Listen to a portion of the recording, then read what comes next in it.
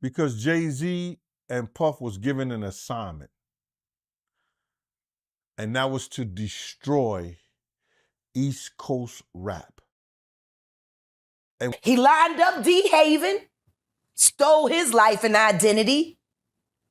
He lined up Big L, stole his life and identity. He lined up Dame Dash, stole his life, identity, and took his love. For decades, the collapse of the East Coast hip-hop dominance looked like a natural shift in music. But heavy hitters behind the scenes are now claiming it was a paid, coordinated takedown. The narrative is flipping and pointing directly at two of the wealthiest moguls in the game. That's where things start to connect. Oh, yeah, before I forget this, we talked about Jay. Proximity to Diddy. You don't think he knew anything? He's seemingly around Diddy a lot. No, that was a real suburb question. I know, right? Proximity. Proximity. That's the SAT hit parade word. I had to learn that. And that's where this ties back to the carefully crafted image of a certain New York billionaire. People have been wondering how someone stays that close to a massive industry scandal without catching any of the fallout. The whispers aren't just about attending lavish parties anymore. They are about how access and power were heavily traded behind closed doors. When you look at the timeline, the people who were at the top of the food chain never seemed to lose their footing, even as their closest associates faced total ruin. You see, the real money wasn't just in making hits. The real money was in controlling who even got to step up to the microphone. If you controlled the gate, you kept the millions. Personally, right, how do you think people view Puffy right now with everything coming out?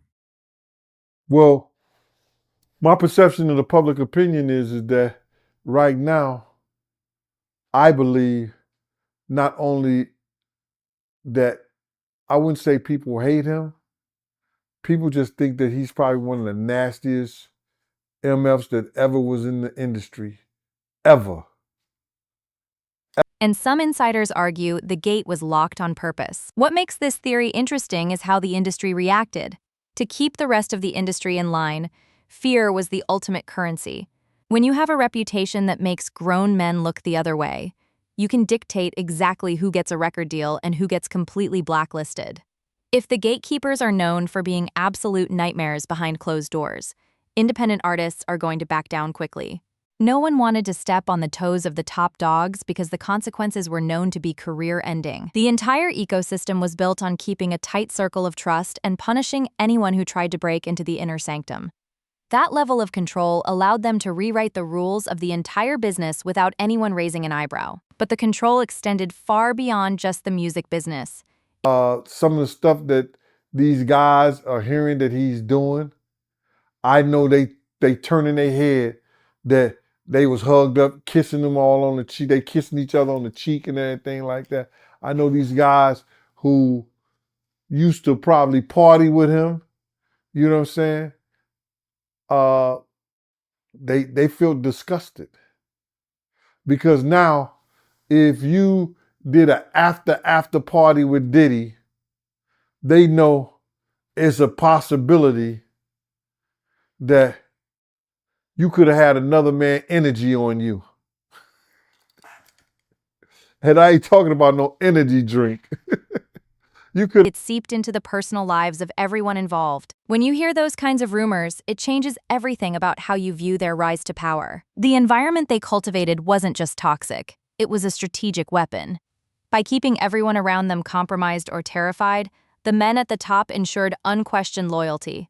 Nobody is going to speak out about stolen publishing deals or suppressed record contracts when they are worried about their own survival. It was a brilliant, incredibly dark way to maintain an absolute monopoly over the culture. But a heavy reputation can only take you so far in the corporate world. Eventually, the big money demands a clean image to keep the sponsors happy, and that is exactly when the dramatic shift in public perception was put into motion. Look at how their peers viewed the massive rebrand from street hustlers to corporate elites. Wait a minute. So you're saying the success is derived from the marriage? I've absolutely been treated differently. The accolades. Because he's no longer viewed as what, like a street or gangster rapper. Now he's viewed as a businessman, entrepreneur, family man. And the biggest ones because of the position Beyonce's. Oh, wow. And that is the exact pivot that changed everything. The transition from a gritty street persona to an untouchable corporate icon. Once the luxury suits and high-profile partnerships came into the picture, the shady business tactics were swept right under the rug. Nobody questions a family man sitting in boardrooms with billionaires. The shiny awards and the massive brand deals acted as the perfect shield against any industry backlash. When you're branded as the pinnacle of success, people stop asking how you actually built the foundation. The legacy became bulletproof almost overnight. The alliances that were forged weren't just for love or friendship. They were high-stakes corporate mergers designed to legitimize an empire. Listen to how the specific timing of these major life events resulted in an immediate flood of mainstream awards and undeniable industry protection.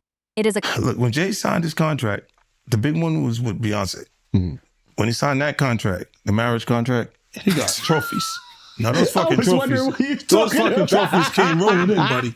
He started getting Grammys left and right, man. I mean, look, listen, if you look at his career, This guy. Wow. You're gonna let him say that? Jay was getting Grammys. he had one. Exactly. He had one. And he ain't show up. No, he has like 20 now. Hold on. He had like 18 since he been down. Look, he had one, bro. Hard Knock Life. Hold on. You're not wrong. He was At one. the same time. After that, he got them shits. He's like drinking. His pictures with him like classic playbook. Once you reach the mountaintop, you immediately cut the ropes so no one else can climb up after you. The very people who helped build the early foundations were suddenly viewed as massive liabilities. The loyalty vanished the moment the massive corporate checks started clearing. This wasn't just a falling out between old friends. It was a calculated business strategy to consolidate absolute power by removing the highly vocal and independent thinkers from the inner circle. The remaining leaders had total control over the narrative and the cash flow. It left a trail of fractured empires and alienated allies who are only now starting to piece the puzzle together out in the open. The silence that bought them time is finally breaking. Listen to the sheer frustration from the people who were completely left behind. When the truth starts... So you have an issue with the narrative that people is pushing, saying that Jay, he need to help you out and give you some money.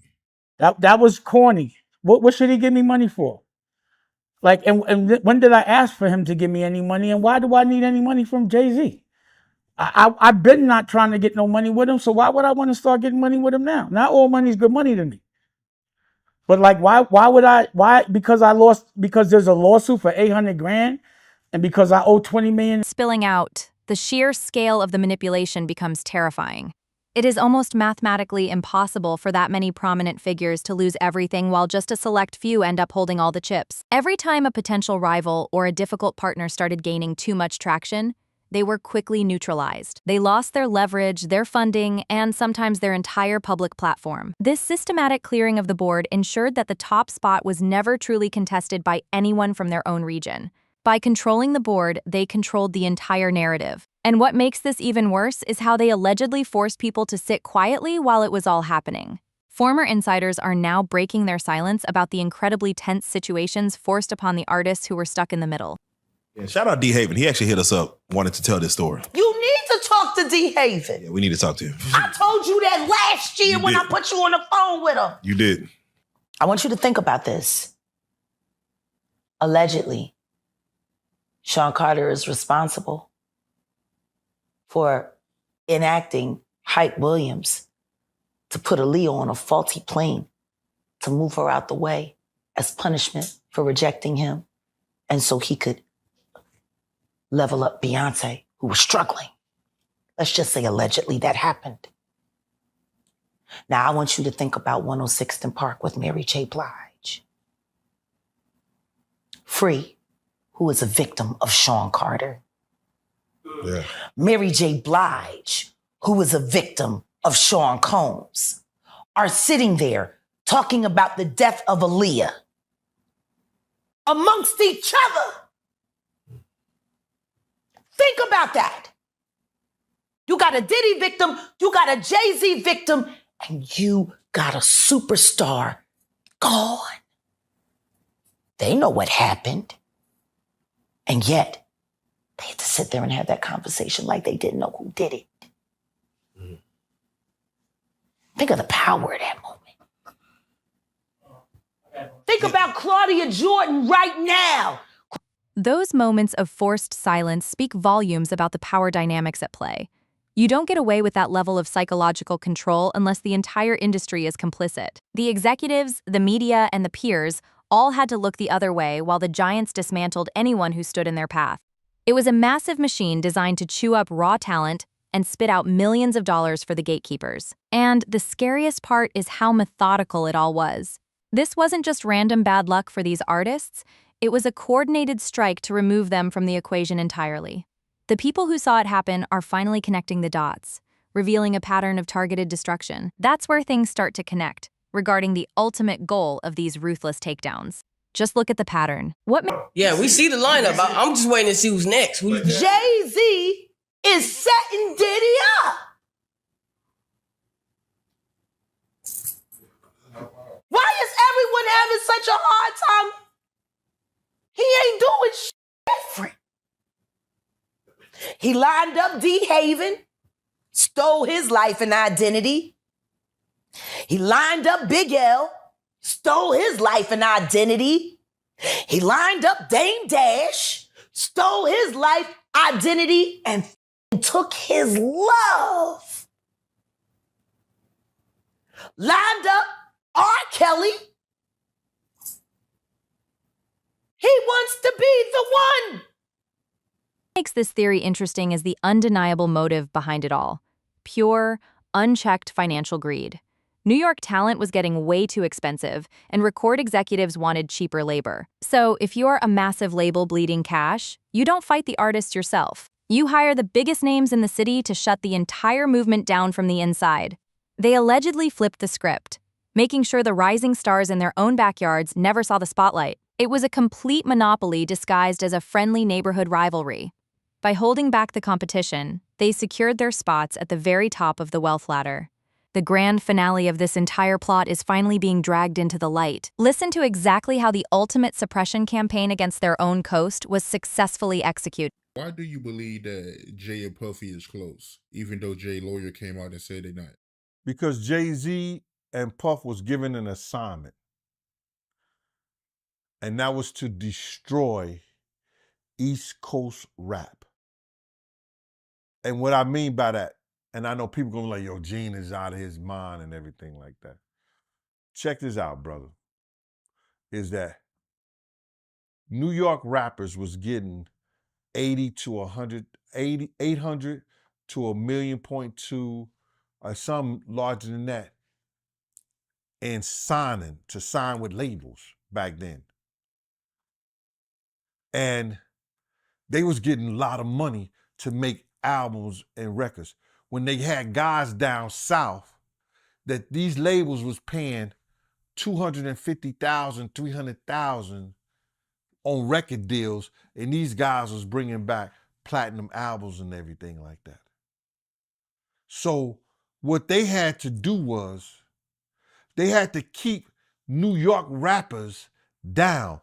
That's one reason, other than the Irv Gotti shit that 50 was going through and the poison they was putting in about 50, he had to go elsewhere to California or with Jay and not with Dre and Eminem to get a deal. They did not want East Coast rappers to get big. They were suppressing all new artists that was coming out of New York. Jay and Diddy was doing that. That's why when I heard your story, because I knew this for a long time, but when I heard Dame Dash that Jay wouldn't sign off on nothing, Jay wouldn't do this and Jay would that, because he couldn't let a Cameron blow up. He couldn't let an East Coast rapper like Beanie Siegel blow up. Because him and Diddy was giving that deal, we got to keep these East Coast rappers. The ultimate betrayal wasn't just about money, it was about actively dismantling the exact community that built them. By suppressing their own region, they guaranteed their absolute reign at the top of the music world. The millions saved on cheap contracts padded their own corporate pockets, leaving a generation of incredible talent stranded without a massive platform. The gatekeepers traded the culture for unprecedented wealth, keeping the entire industry under strict lock and key. As more former insiders step up to the microphone, the polished legacies of these billionaires are beginning to crack heavily under the pressure. The real question is, now that the blueprint is out in the open, will the industry finally hold the architects accountable? Or is their corporate shield too thick to pierce? Let us know what you think in the comments below. Hit that like button and subscribe for more.